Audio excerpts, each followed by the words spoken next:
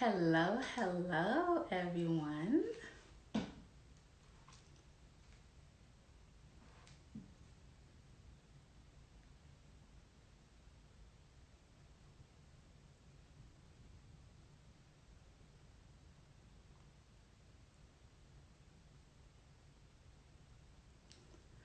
Hi, LaSeandra.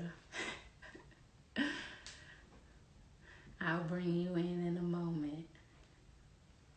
Thanks for being here.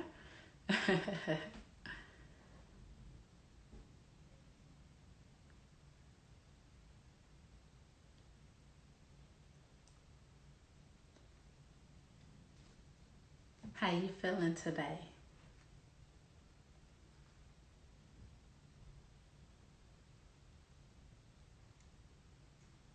You can give me a thumbs up, a smiley emoji, or like, eh.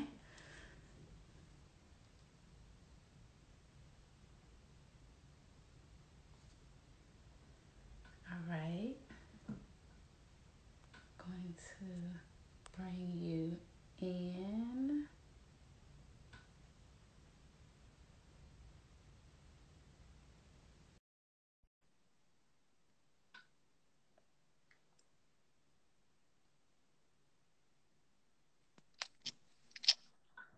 Look at you, girl.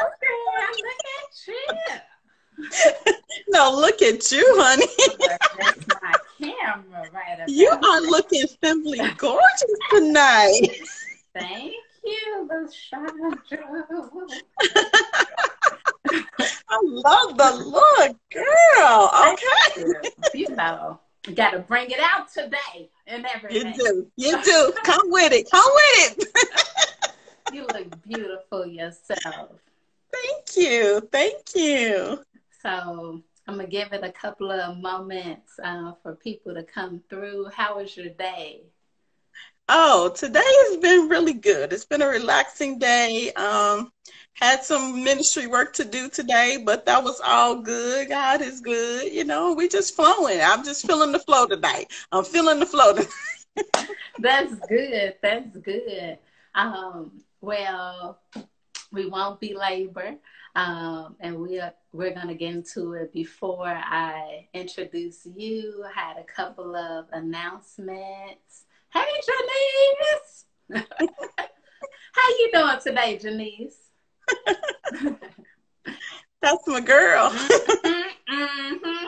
So, thank you all for being here tonight with us. My name is Bianca Cotton, and I am the founder of Behind the Confident Smile, where we inspire women to walk in love, live in hope, and be healed from past hurts.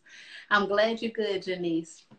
So, before we get started with tonight's segment of A Voice Liberated from Fear, which was born from one of my books that I wrote called Release the Fear Value 1, a collection of voices liberated from fear, which is here to really share women's stories of how they have overcome fear and letting other women and men know that they too can overcome and that they are not alone in suffering in silence.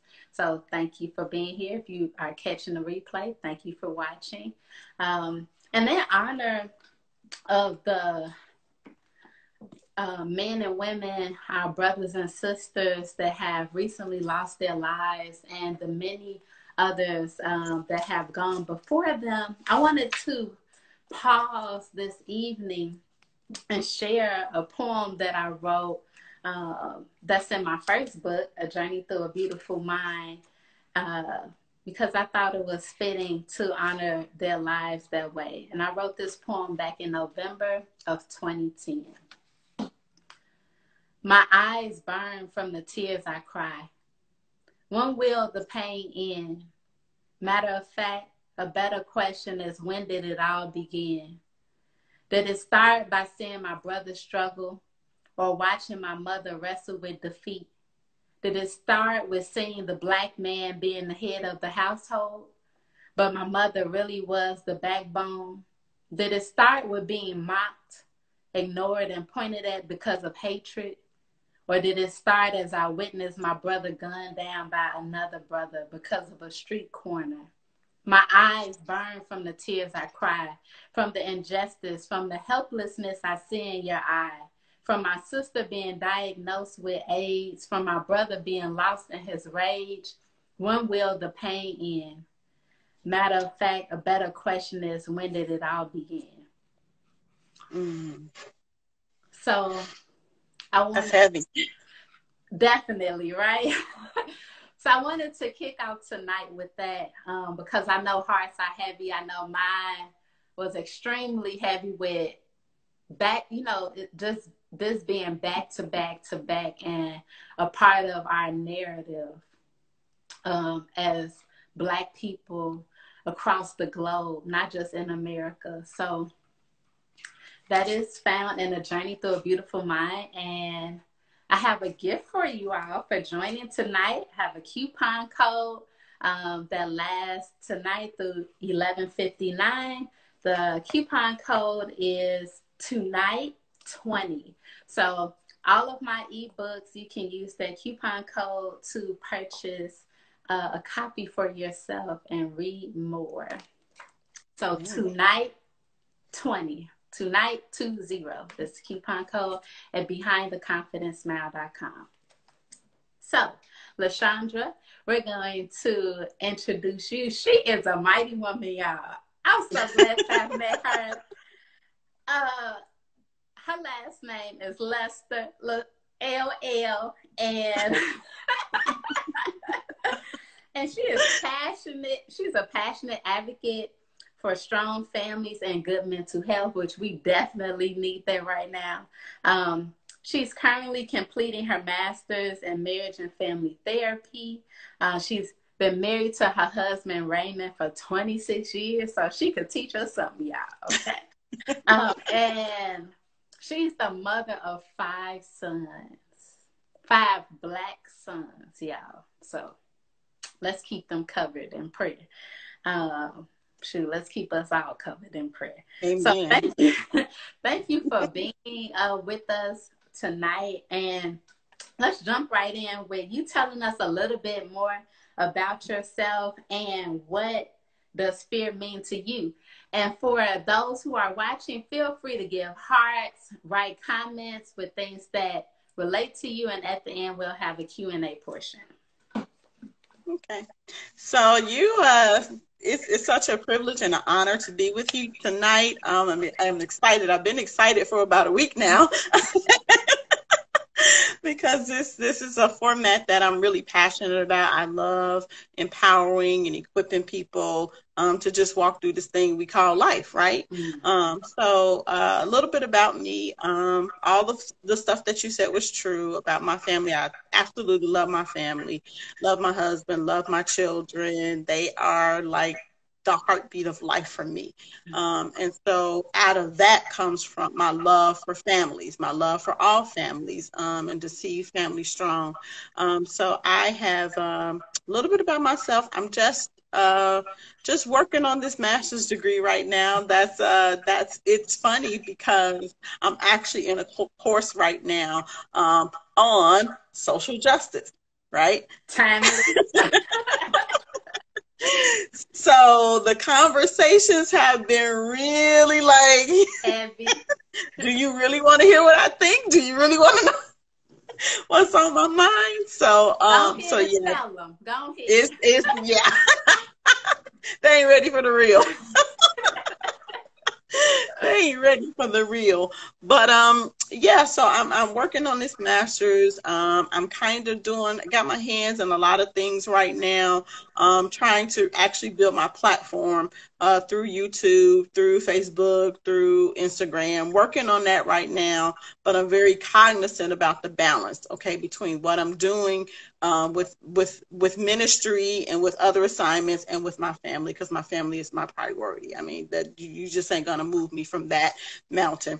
But I've dealt with a lot of couples marriage ministry stuff. We had a ministry that we ran that I was actually the vice chair for over 20 years, working with couples, hosting retreats, seminars, teaching, and doing some counseling. And so out of that came my passion, to further my education in that field, because I wanted to be able to equip people with the tools that they need, both spiritually and naturally, to make healthy families work. So that's really me in a nutshell. I love being outside, so I'm excited that the nice weather is. Oh, My yes. garden is doing good. My flowers, I'm just like, oh, I'm just sitting outside and loving that and feeling free in the midst of a pandemic, right? So And my skin needs to be kissed by the sun. thank you, thank you, thank you. Vitamin D, me, please. Yeah. Yes. So with, we see you now, right? But we didn't see you before this. What does fear mean to you? So take us down that journey, and you talked about a little about how you have overcome the fears of loss and loneliness. So talk to us more about that. Right. So, yeah, you have to go all the way back to the 4-year-old Sean, where this whole wave of fear kind of came. And I think my first battle with fear started um, when my mom was going to have my youngest sister. Um, I had been the baby of the family and the only one of my mom's children. And so she was pregnant and she's going to have this baby. And all of a sudden I'm thinking to myself, what's going to happen to me? What's going to happen to me? Everybody's talking about the baby, the baby, the baby. And I'm like, hey, I'm here. What about me? What about my niece? And so she came, and I loved my sister, and I still do to this day. I mean, she's my best friend, outside of my family, outside of my husband, my immediate family. And so she came, and I loved her, and I wanted to be her protector. I wanted to be, but I noticed that there was more attention given to the baby. And my 5-year-old mind, because by the time she's born, I'm 5 years old. And so in my 5-year-old mind, I'm just thinking, okay, I'm trying to do things to get the attention. And for me, it wasn't so much of acting out. It was trying to be the best of everything. And so I was already a precocious child. And so, I was very, strong educationally. And so it was all about performance. It's about doing well in school. It's about getting good grades. It's about all of these things to, find my significance, my search for significance. Hey, see me. Hey, see me. Because if you don't see me, I'm afraid that nobody will know who I am. So that kind of kicked off all of this, fear thing. And then fear of loss, that's the recent actual kind of fear that I've had to conquer, because a few years ago we were moving in ministry. My husband and I were moving in ministry, and we had started a church. And it was a very trying time. It was exciting but difficult, and trying to navigate that whole thing. And so in the midst of that, after a series of events, we ended up losing the church. And then shortly after that, my husband lost his faith in God. And so those were devastating blows, where, again, I started to question, my significance. I started to question, was anybody going to see me? Was I going to be noticeable? And then this whole loss, right? This whole loss of peace of a church family, and then having this partner in ministry that's no longer there. It's like grieving a living death. Yeah. And so write that down. And so this whole thing of loss, like loss of esteem, loss of position, loss of partnership, all of those things started to impact me till I started to, my head was spinning, and I'm like, okay, I've got to do something with this. And so at this point in time, I'm already, heavily into this pathway that's taking me on to counseling and therapy. And so, of course, I am, involved in that, and I'm going to therapy myself, and I'm just trying to work through all of this. But, I started to pull on some resources. that were inside of me. I started to pull on some strength that I knew was there, but I didn't want to tap into because that was another fear of mine that I had to conquer, was the fear of loneliness. Like, if I really rise up and be who I am I going to leave my partner behind? Am I going to, walk this journey by myself? Am I going to be lonely in this? And so, I had to pull on all of those resources. I had to cry out to God. I had to partner with some amazing people and have a community rally around me. And then that strength started coming back. And then that focus started coming back. And then acknowledging that I am still who God said I was all the time.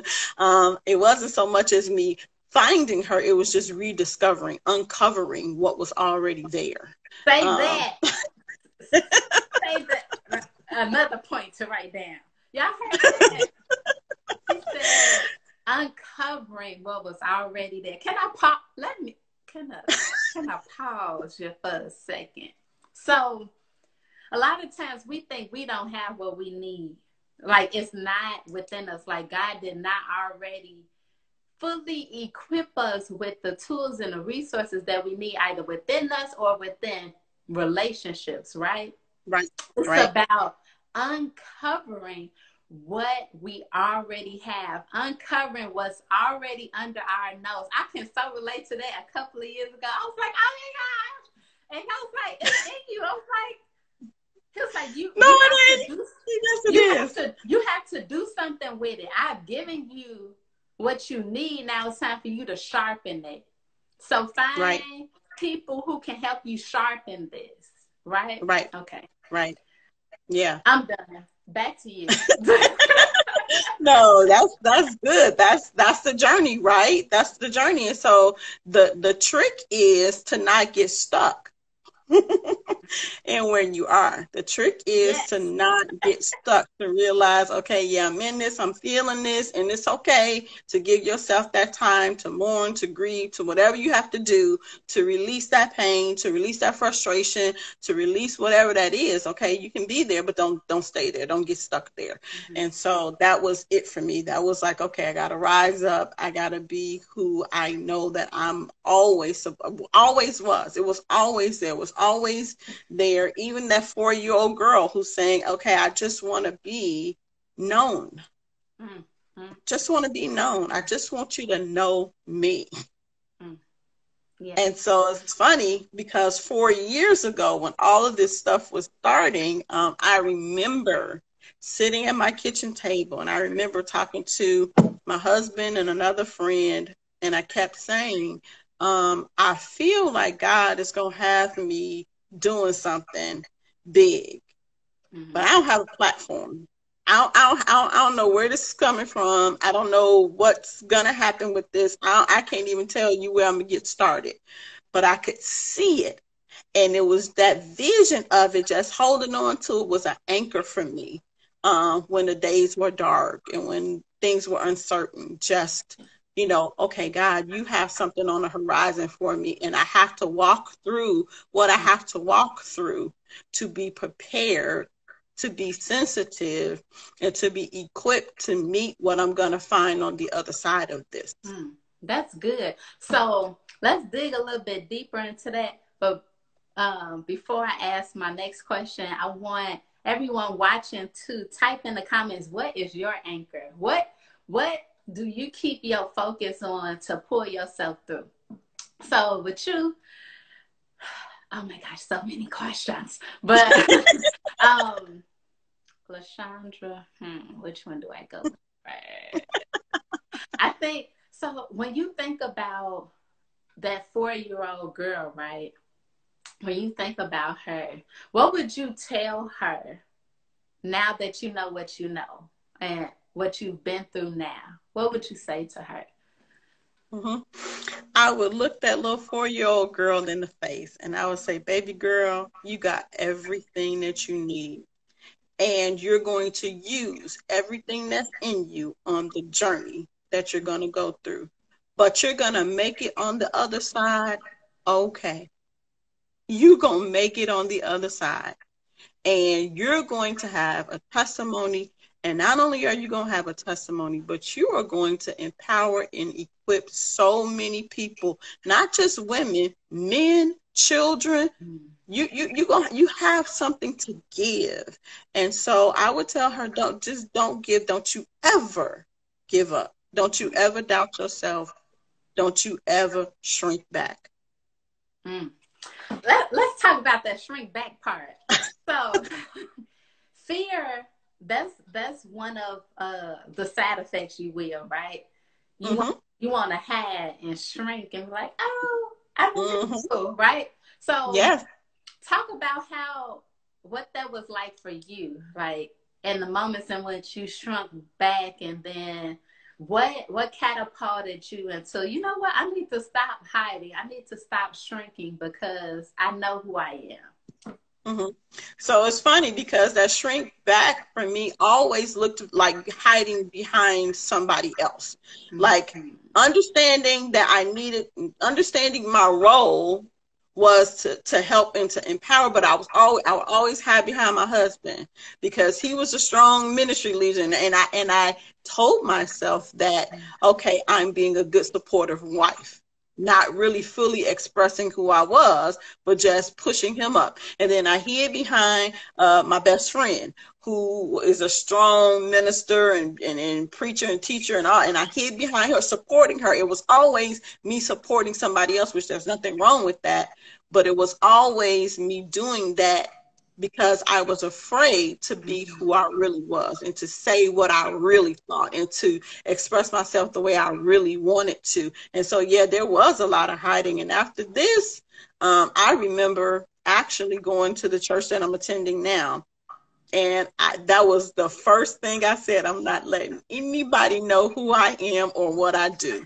I'm going to sit in the back of this church and I'm going to mind my own business.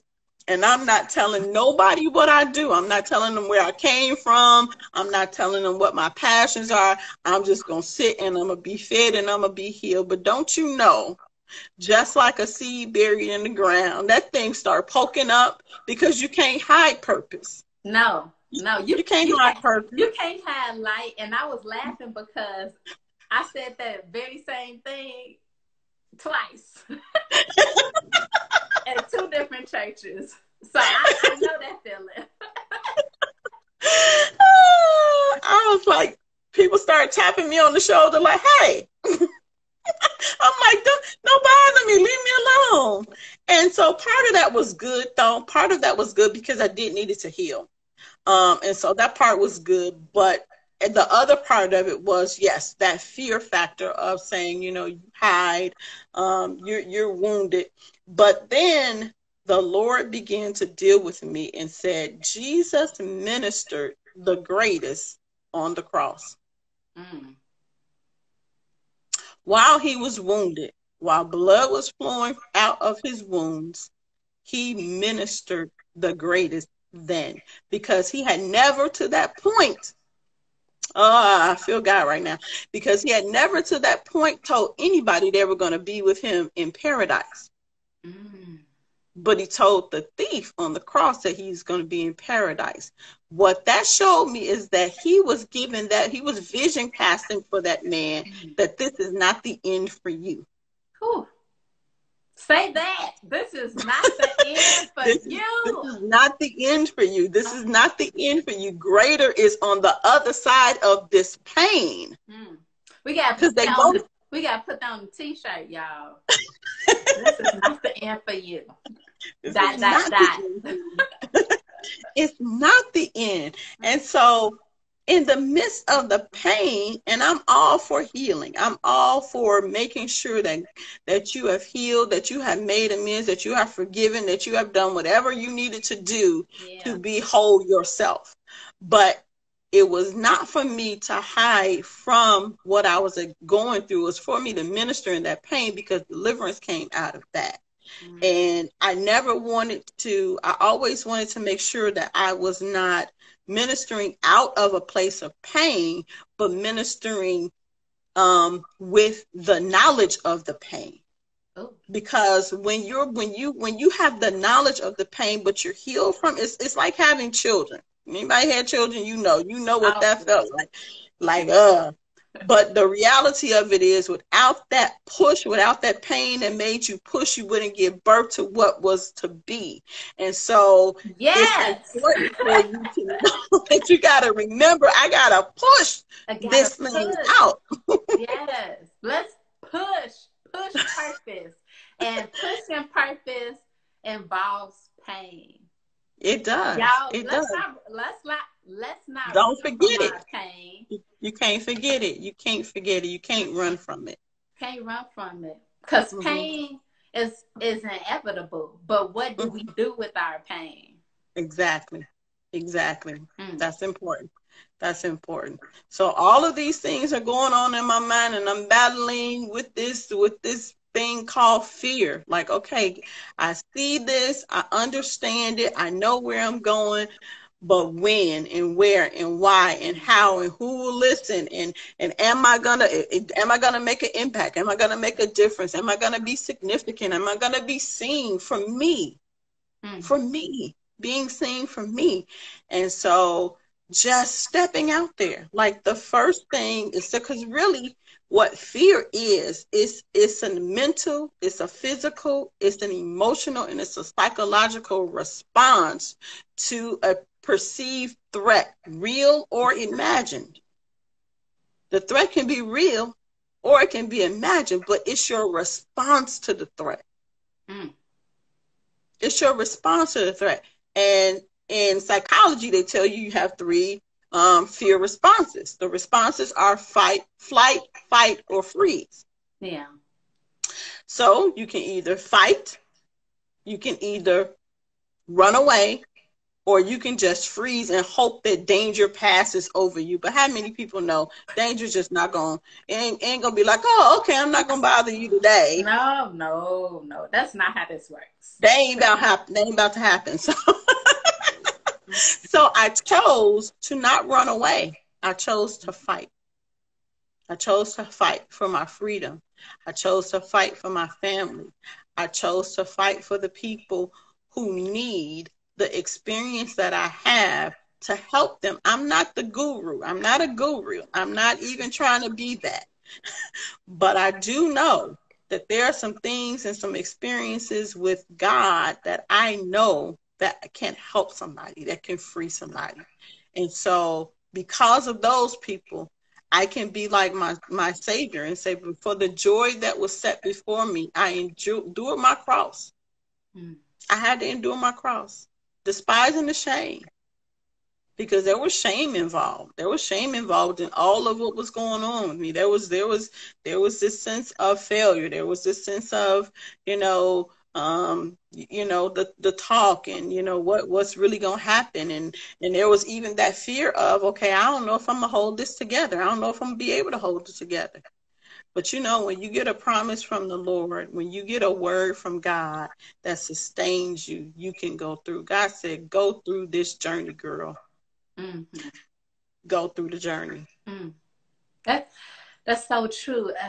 I was listening to a song today, and a part of the lyrics was, God said, no weapon formed against me shall prosper, but he never said the weapons wouldn't be thrown at you. And I was like, the way I heard, I was like,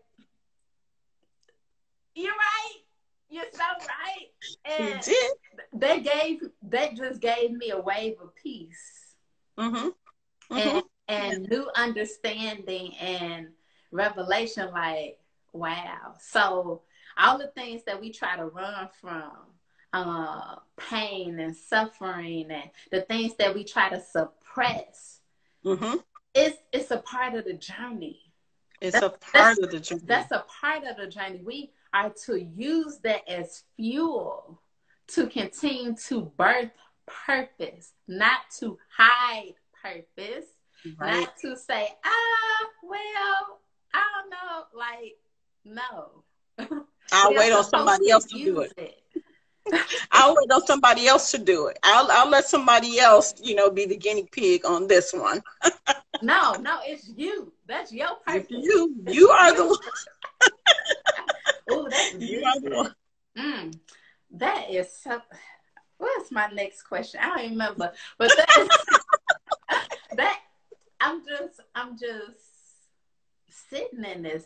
This is good. Like you went from like 26 years of marriage currently, 5 boys, going through crisis after crisis after crisis, and now sitting before us like, you know what? I may have broken down, I may have experienced shame, and I may have experienced loneliness in my childhood, but you know what? I'm standing here today pursuing the purpose that God has placed within me, and you can do it too. And I think the message that I really want to actually put out is that it's never too late. Mm. It's just never too late, because although I have walked through this life and I have had successes and I have had failures, I never was authentically me until I accepted the whole package. Mm. And I didn't accept that until about 4 years ago. Till about 4 years ago, honestly, accepting the whole package of this journey that looks like my life, and all of the pieces and parts fitting together like a puzzle. And the thing that scares us is that we see the puzzle and we see these missing pieces. And so we feel like, okay, without this piece in place, then I'll never be whole. But vision sees the piece where it is. It just hasn't gotten to the place yet. Mm. I'm gonna have to watch the replay myself because I'm unable to write everything down so fast at this thing. But that right there, that's good. That's real good. I mean, meat type of good. You said I never was authentically me until I accepted the whole package. Those who are watching, have y'all accepted the whole package, flaws and all? I mean, really? So what are the 3 steps you want to share with the women on tonight about journeying and releasing fear? Mm-hmm. So I think the first thing to release fear is, I think you said it beautifully, that fear is unavoidable. Okay, you're gonna have to face it. And so the thing about it is not to alleviate what fear is, but to fight through to what fear is stopping you from getting to. Mm-hmm. Fear is just an obstacle. It's stopping you from getting to something. Fear wants to know, are you going to be strong enough to press for your destiny? Are you going to be strong enough? Are you just going to let me stand here in between you and your destiny? Or are you going to fight for that? Yes, Lord. And so that's the first thing, to face it, to accept that it exists and it's going to exist. That's the first thing, accept it. The second thing is that fear really doesn't have power. It only has the power you give it. This is true. It only has the power you give it. It only has the power that you give it, right? Because it's just a barrier. If you think about somebody, I love analogies. I'm sorry, I'm just an analogy person. But if you think about somebody who is a track runner and they run over hurdles, right? The hurdle is just there. You're going to jump. Oh, the hurdle doesn't have any power. It can't do anything to you unless you give it the power, unless you don't jump high enough or you don't run fast enough to clear it. But the hurdle has none. The hurdle's just sitting there. And that's what fear is like. If I understand that it has no power, then I can walk right through it. And then I think the third step is to understand that it's okay to acknowledge that it's there and that it has no power. But it's also important to understand when it can be healthy. When it can be healthy. We've given fear a bad rap, and rightfully so. Rightfully so. But there are times when there is a healthy fear. And sometimes we can't distinguish between which is which. Sometimes we don't know what is a healthy fear, something that's saying, you shouldn't go down that road because it's not the right road for you. other than, okay, no, this is the road that you should go down. But because I can't distinguish between healthy and unhealthy fear, then it can stop me either way. So I think acknowledging what is a good, healthy fear, what is something that is real, and that comes through understanding, through counsel, through a relationship with God, through assessing the real, like I said, perceived threat, and then proceeding with it from there. So it's just facing it, realizing it's there, realizing it has the power that you give it, and recognizing what is healthy fear and unhealthy fear. That's good. I totally agree with all the steps that you gave, especially the healthy and unhealthy fear. Can you provide an example in your life where you had healthy fear and unhealthy? Okay, so probably I have more unhealthy fear examples, right? Because that's where we live, parked right there. Like, I'm afraid of everything. Like, I can't do anything. So unhealthy fear is really just hiding from who I was and expressing myself in a way that I knew God wanted me to, because I was afraid of what people would say. It was not about that my message was wrong. It was not that my motive was wrong. It was not any of that. It was just more about, okay, I've been sitting on stuff for 4 years because I was concerned about what people would say. And I would say that was a big dose of unhealthy fear. Like, just unhealthy, just when I think about all of the things that could have been done, or all of the people that could have been helped, or all of the, pain I could have, not avoided, but walked through and healed from faster, because I was sitting on what are people going to say? Are they going to hear me? So that was a big dose of unhealthy fear. But then I would say for healthy fears have actually saved my life. I remember ministering with a woman of God at a restaurant, and I knew that. So we walked out the restaurant, and I knew something was off, something was not right, and I'm just getting these alarm bells, and I'm feeling this fear. And there's this guy, he comes up to me, and he starts talking to the lady that I'm with. And I'm like, okay, I'm just like peeping this, and this is just not looking like it's a good situation. And so I'm feeling all this fear. And so I'm like, okay, what do I do? What do I do? Do we run? Do we call the police or whatever? Because he seemed like something was going on with him. And so I'm feeling this fear. And so that's when God says, arise and do something about it. And so full deliverance ministry took place in the middle of a parking lot of a restaurant, because I was afraid, because I was not afraid of who I was in God. But I was afraid that if we released this man, if we had the power to do something and we released this man into society, that there was going to be a problem. And so knowing who I was in God, knowing the authority that I possessed in God, I was able to minister to that man. We were able to do deliverance. I mean, literally cast out demons in the middle of a parking lot. Hey, because I what he would have done. I don't know what could have happened after that, but he came into my territory. And so I could not let fear prevent me from ministering, and who knows what would have happened. So I feel like there's healthy fears and there's unhealthy fears, and you have to know the difference between the two. Thank you for sharing. Are there any questions? You all have any questions for our special guests who dropped a whole lot of gems? So, are you writing a book? Because when I listen to you speak, it just sounds like pages of a book I would read. Yes, there is a book coming. Good to know. Good to know.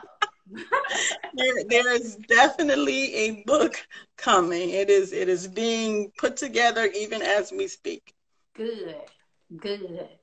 I'm glad to hear it. Um, so, if there are not any questions, I want to end with another poem that I found fitting for what's going on in our current world. But thank you so much for your gems and your love and just being here with us tonight. Definitely. It's a complete honor. It's a joy. It's a joy. Definitely. It's a joy. So y'all stay tuned to her. Be on the lookout. Okay? Be on the lookout. And this is the poem I want to close with. And don't forget to go pick up your ebooks at behindtheconfidencemail.com and use your Yes. coupon code. I love my coupon. 20. So here we are. What does it mean to be free? Is free me? Is free a new form of modern day slavery? I am educated but yet shackled by institutionalized racism. Not smart enough, not enough money. Whoever fed me that lie? It's modern day slavery, and we mask it by calling it free. Why must every Black boy and Black girl work their way up from the bottom to the top just to start over? Why must we keep reinventing the wheel? Coming from a legacy of struggle and pain, strength and determination, resilience and power, we are yet asking, what does it mean to be free? Well, free is me. So grab your copy, y'all. Powerful, powerful, powerful. I just want to show y'all all my lovely gems. All of these.